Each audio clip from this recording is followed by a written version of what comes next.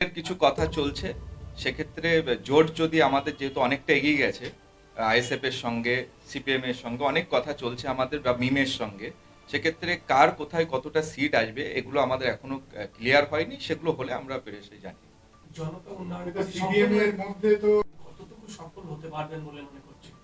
দেখুন, আমরা নতুন দল হলেও গোটা পশ্চিমবাংলা থেকে যেভাবে আমাদের কাছে মানুষ জুটতে চাইছে এবং জুটছে, আমরা আশাবাদী আমাদের এই দল আগামী দিন সরকার করার জন্য আমাদের প্রয়োজন হবে, এবং আমরা এই সরকার গড়ার জন্য আমরা অবশ্যই নির্ভরযোগ্য একটা সক্রিয়ভাবে আমাদের দল এগিয়ে আসবে এবং আমরা সেই জায়গায় জয়ী হব।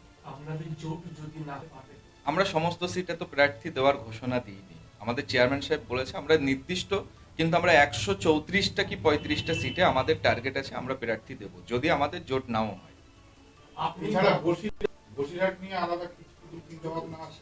দেখুন, আমাদের বসিরহাট জেলার আমাদের যতগুলো বিধানসভা আছে এখানে, নিশ্চিতভাবে আমরা নজরদারি রেখেছি। বসিরহাট অবশ্যই আমার জেলা, আমরা সুন্দরভাবে সাজাবো, এবং আমরা এই পর্যন্ত যা সাজাতে পেরেছি ভিতরে, তা আমরা বসিরহাটে আশাবাদী আমরা খুব ভালো রেজাল্ট করছি।